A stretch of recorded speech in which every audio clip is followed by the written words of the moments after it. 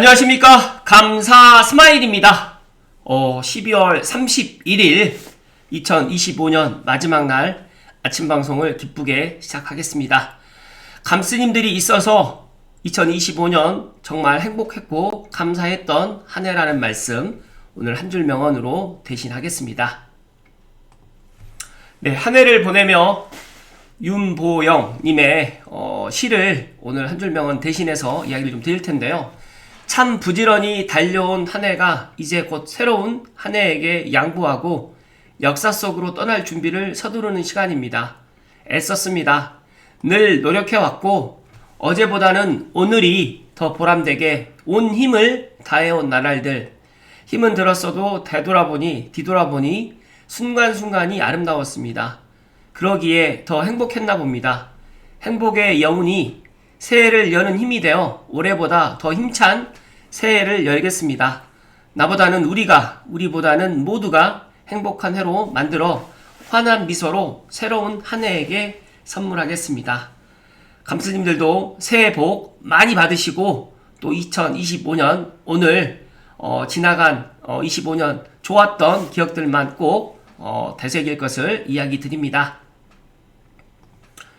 네, 2025년 타임라인을 살펴봤더니 서울 아파트가 역대 최대 상승을 했는데 결정적 순간들이 있었습니다. 오늘 제가 본론으로 이야기 드릴 주제하고도 일맥상통한데요. 2025년 부동산 결산을 갖다가 오늘 본론으로 이야기를 좀 드려볼 수 있도록 하겠습니다. 네, 서울 아파트가 역대 최대 상승을 했습니다. 이번 주만 0.21%가 또 상승을 했고, 과연 내년에도 서울 아파트의 이런 상승세가 지속이 될 것인지 많은 전문가분들이 예상을 갖다가 아마 올해보다 내년이 더 올라갈 거다라는 그런 예상을 갖다 하는데, 저는 서울 아파트가 안 올라간다라는 말씀을 드리는 것이 아니라 서울 아파트가 올라가게 되면 서울과 맞붙어 있는 아파트, 또 제가 어제 이야기 드렸던 GTX A 3단계 개통 예정이 되어 있는 GTX A 역세권하고 그 다음에 서북부에 있는 은평구라든지 고양시라든지 파주 운정 신도시도 같이 올라갈 수밖에 없다라는 그런 이야기를 강조해서 이야기 드립니다. 어제 감사스마일이 12월 마지막 라이브 방송 때 GTX A 3단계 개통으로 내년 2026년 새해에는 은평구와 고양시, 파주시, 서북부가 분명 달라진다라는 이야기를 1시간 정도 이야기를 했었는데, 혹시라도 못 보신 분들은 오늘 시간 내셔가지고 앞부분은 조금 유튜브에서 뭔가 좀 약간 프리즘 라이브라든지 이런 것들이 좀 라이브가 원활치 못했는데 한 5분 지나서 10분 정도부터는 시청하기가 좋다는 말씀을 드립니다. 그리고 딘딘이 살아보니까 쓰레기다. 한강주방 아파트 직격을 했는데 왜 연예인들은 다 한강구에 사느냐고 묻자 나 혼자 산다 찍으려고 답했다고 합니다.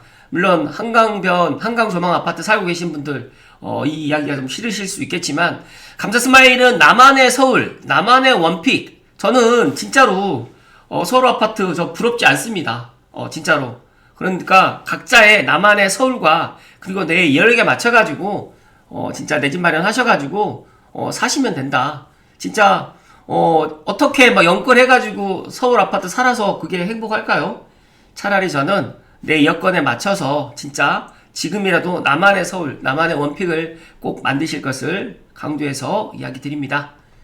네, 역대 부동산 어록입니다. 한양에서 심리 안에 살아라. 어떻게든 한양 근처에 살면서 문화의 안목을 잃지 말아야 된다. 1810년도에 다산 정약용 선생님께서 아들에게 이렇게 이야기를 했다고 합니다. 투자에 앞서 내 집을 먼저 마련하라. When you are purchasing real estate, the three most important rules remain. Location, location, location. 2006년도에 현 트럼프 대통령이 이렇게 이야기를 했다고 하는데, 부동산을 구매할 때 가장 중요한 3가지 원칙이 있는데, 첫 번째도 입지, 두 번째도 입지, 세 번째도 입지입니다. 정말 감사스마일도 이 이야기는 200% 이상 공감을 하고요. 절대로 전세 살지 말아라. 다들 아시겠지만 2017년도 7월 달에 지금의 부익남이 부동산 유튜버 때 이야기를 했는데, 진짜 이 이야기가 지금도 와닿는 이야기라는 말씀 드리고, 또 부동산 문제 우리 정부는 자신 있다고 장담했던 2019년도 11월 문재인 정부 때 문재인 대통령께서 이야기를 하셨던 부분, 돈 모아서 집 사라 기회 돌아온다 라는 지난 전 국토부 차관님께서 지난 10월에 또 이야기를 했었죠. 15억 정도 아파트면 서민들이 사는 아파트라는 또 이런 인식도 많은 사람들이 부동산 어록으로 회자를 하고 있는데, 가장 중요한 거는 투자에 앞서 내 집을 먼저 마련하는 것이 가장 중요하고, 1주택은 기본이 아니고 필수라는 말씀을 감스님들께 2025년 12월 30일 날 아침에 강조해서 이야기 드립니다.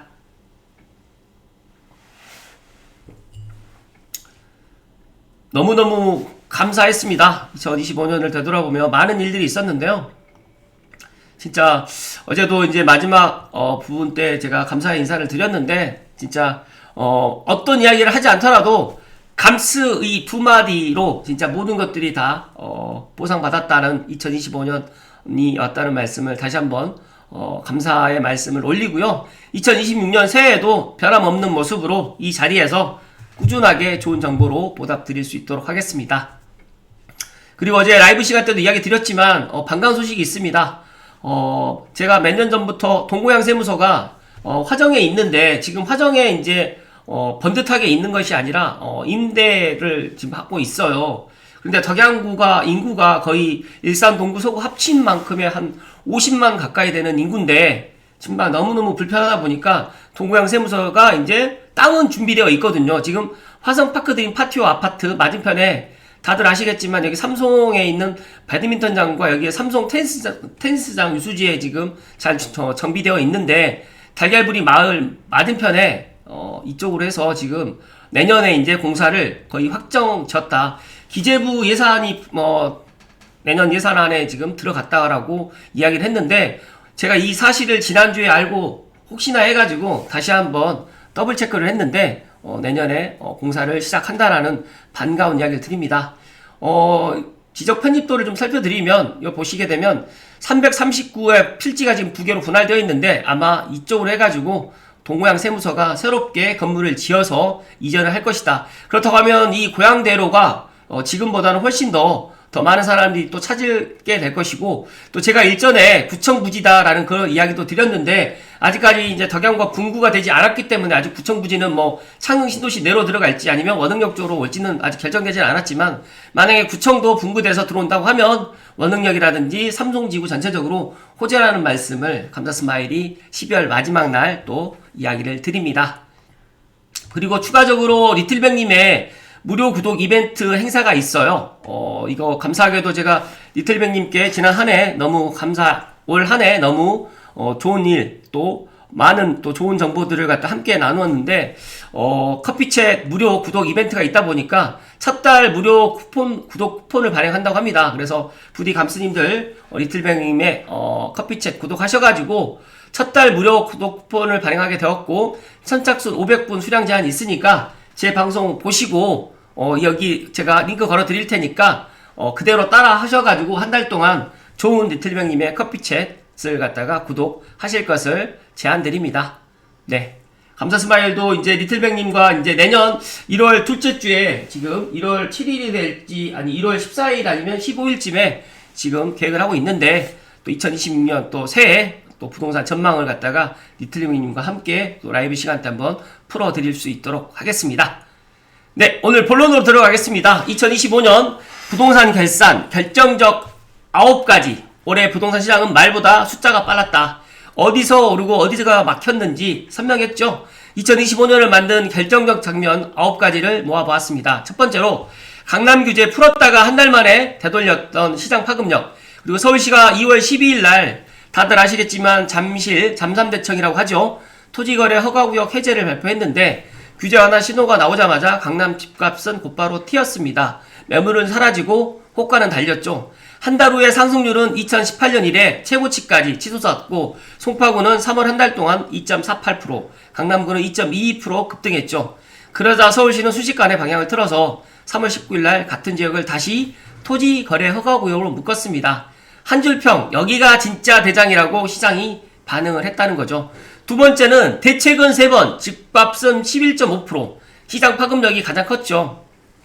이재명 정부 출범하자마자 627, 97, 10월 15일 대책을 잇따라 내놨는데, 대출을 쪼이고 공급을 약속했는데 서울 아파트 값은 11월 말 기준 연간 11.5%나 올랐고, 앞서서 말씀드렸던 것처럼 서울 아파트 가격이 역대급으로 최대 상승을 했습니다.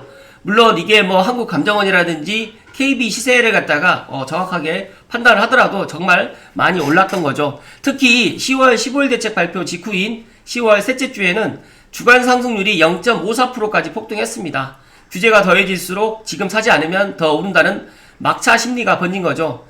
한둘평 규제로 눌렀지만 공포가 가격을 올렸다. 진짜 이때까지만 해도 사람들이 집을 갖다가 살까 말까 망설였는데 이 대책이 나오자마자 너나 할 것 없이 전세를 살고 있는 분들도 지금 집을 사고 있다는 말씀을 추가로 덧붙입니다. 세 번째로는 강남 신축 평당 2억 원 현금 게임이 시작됐습니다. 지난 11월에 서울 강남구 청담 누엘 전용 면적 45평이 90억 원에 거래됐는데 평당 2억 원을 넘긴 겁니다. 이 거래는 대출 규제가 어디에서 선을 그었는지 보여줬고 가격이 아닌 자금 조달 방식이었죠. 대출에 막힌 수요는 잠시 멈췄지만 현금 동원력이 있는 자산가들은 실거주 가치가 확실한 새 아파트로 갈아탔고, 공사비는 2020년 대비 29% 급등했고 재건축 분담금은 5억에서 10억 원을 더 올랐습니다. 진짜로 내년에는 아마 분담금뿐만 아니라 공사비가 더 오를 가능성이 더 크고요. 구축의 미래가 흔들리자 당장 들어가 살 수 있는 신축만 남은 겁니다. 최근에 이 아파트를 사지 못하니까 재개발 그 물건들을 정말 많은 사람들이 비싸게 지금 사고 있다라는 또 그런 시장의 분위기도 추가로 덧붙입니다. 대출을 막자 현금 부자들의 신축 차지로 지금 시장이 돌아가고 있다. 네 번째로는 전세 사라지자 임대인이 왕. 아직까지 이런 분위기는 아니라고 저는 생각이 되지만 서울은 이런 분위기가 진짜 확산되고 있고, 아마 내년에는 이제 서울과 맞붙어 있는 지역 고양시라든지 또 파주 운정 신도시도 이런 분위기가 확산될 거라는 말씀을 추가로 이야기 드립니다. 서울 아파트 전세 매물은 1년 전보다 26%나 줄었고요. 전세 사기 불안에 실거주 의무까지 겹치다 보니까 전세가 빠르게 지금 사라지고 있습니다.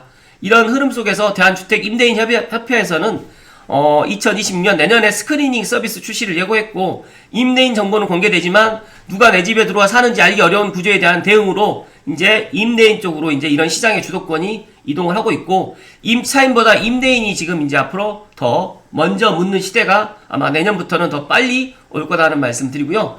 다섯 번째로 강남이 막히자 한강으로 고. 올해 송파구 아파트 값은 19.78% 올랐고 서울 전체 1위를 기록했습니다. 정말 많이 올랐던 거죠. 그 뒤를 성동구, 마포구가 그 뒤를 이었는데 강남권 전반이 규제 아래 놓이자 수요는 신축이 귀하고 한강 조망이 확실한 곳으로 빠르게 옮겨갔습니다. 수요는 가격보다 입지를 골랐고 그게 한강이었다. 강남권을 묶자 기준이 한강으로 이동을 했는데, 앞서서 말씀드렸던 것처럼 한강이 지금은 한강 아파트가 좋아 보일 거라고 생각이 되지만 앞으로 이런 것도 트렌드이기 때문에 변하게 될 거라는 말씀을 추가로 덧붙입니다.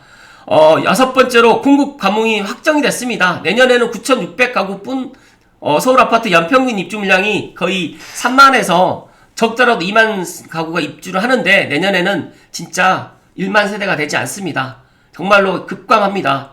그러다 보니까 착공부터 입주까지 평균 3년이 걸리는 구조인데 지금 3년 플러스 알파 4년이 걸릴 수도 있다는 말씀 드리고, 확정된 공급 감소가 벌써 시장을 압박하고 있다. 가격은 예측이 되지만 공급은 확정이 됐다.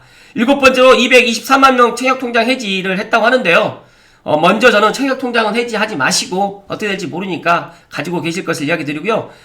대부분 가점이 낮은 청년층과 1, 2인 가구가 이제 청약통장을 던지는데 감스님들만이라도 청약통장은 꼭 가지고 있고 감사스마일도 청약통장은 가지고 있다는 말씀 드립니다. 일단 희망고문 대신에 실현 가능한 선택으로 옮겨가는 분들이 많지만 청약 제도가 또 어떻게 바뀔지 모르기 때문에 감스님들은 청약통장을 꼭 가지고 계실 것을 당부드립니다. 여덟 번째로 건축비가 뛰고 분양가가 따라 올랐다. 진짜로 이 건축비 그다음에 분양가가 아마 올해보다 내년이 더 크게 많이 올라갈 건데, 부디 감스님들은 물론 신축 분양도 기다리는 것도 물론 중요하지만 내 여건에 맞춰가지고 준신축 5년 이내 신축을 내 여건에 맞춰서 분양을 받지 마시고 내 집 마련을 하실 것을 더 강조해서 이야기 드립니다.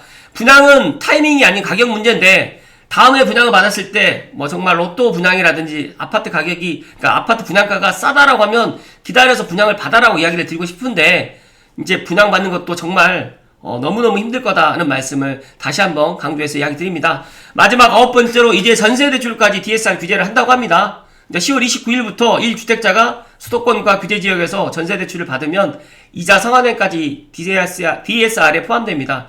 무주택자는 예외지만 상급지 갈아타기를 준비하던 1주택자에게는 직격탄이고 이사하려면 대출이 필요하고 대출을 받자니 한도가 막힌다. 선택지는 버티거나 밀려나는 것 뿐인데 아마 감스님들 중에서 서울에 살고 계시다가 이제 밀려나시는 분들도 분명히 있을 거라는 말씀 드리면서 각자가 준비하셔야 되고 감스님들만이라도 각자 도생해야 된다. 그리고 내년에 원달러 환율이 1,400원 밑으로 1,300원대로 안정이 되면 좋겠지만 저는 그렇게 안정이 되지 않을 것 같고 지금 현금을 너무 많이 뿌리고 있고 유동성 증가로 인해 가지고 부동산이라든지 주식이라든지 코인 시장도 아마 내년에는 지금보다 더 화랑의 시장을 보일 거라는 말씀을 추가적으로 덧붙입니다.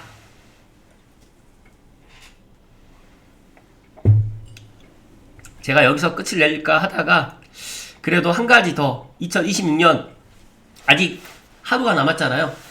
내년이 오기 전에 투자자들이 좀 알아야 되는 부분들 간단하게 한 5가지를 정리를 했는데요. 첫 번째로 시장 심리와 유통 매물난의 압도적인 그런데 진짜로 이 심리가 중요한 것 같아요. 정부의 공급 대책이라든지 고금리 지금 주담대가 4.5에도 불구하고 자산가치 하락에 대한 공포보다 지금 사야 한다는 매수 심리가 시장을 지배하고 있고 매물이 지금 없습니다. 그래서 내년에 3대 절벽 뭐 대출 절벽도 있고 그다음 매물 절벽도 있고 공급 절벽도 있는데 더 큰 문제는 지금 1주택자나 2주택자 3주택자들이 시장에 매물을 갖다 그렇게 뭐 싸게 내놓지를 않아요. 그러니까 매물이 더 줄을 수밖에 없다는 말씀 드리고 전세나 월세는 진짜 귀해질 수밖에 없는 내년 시장이 될 거라는 말씀 드리고요. 두 번째로 규제가 부른 매매시장 공세입니다. 재건축 거래가 지금 절벽이다 보니까 지금 재건축을 갖다 못 가시는 분들이 재개발로 지금 가고 있고 또 토지의 역효과로 해가지고 갈아타기 수요자들이 선매도 후에 추격 매수에 나서면서 신고가 행진을 지금 부추기고 있고 15억 원 이하의 중저가 시장 위주의 선별적 해제는 오히려 풍선 효과를 키울 우려가 있는데 아마 6월 3일 지방선거 이전에 토지를 갖다 선별적으로 해제할 가능성이 있을 것 같고 또 내년에 대출이 풀리는 시점에 아마 이제 더 큰 수요가 몰릴 것 같다라는 저는 그런 전망을 이야기 드립니다. 세 번째로는 공급 절벽과 세제 이슈인데 역대급 공급 감소는 다들 알고 계실 거니까 넘어가고요. 양도세 중과 유예 종료이기로 인해 가지고 일단 유예가 종료될 경우에 다주택자들은 매도 대신 보유나 증여를 선택해서 시장에서 매물이 완전히 사라지는 매물 잠김 현상이 심화될 것이고 떠나가서 지금 보유세를 마지작 거리는 것 같은데 저는 6월 3일 이후에 되는 분명히 재산세와 보유세를 갖다가 아마 조정을 할 것이라는 말씀 드립니다. 그래서 만약에 3주택 이상 계시는 분들은 분명히 조정이 필요해 보인다는 말씀 드리고요. 네 번째 통화량 증가와 자산 초양극화 정말 이게 핵심인데요.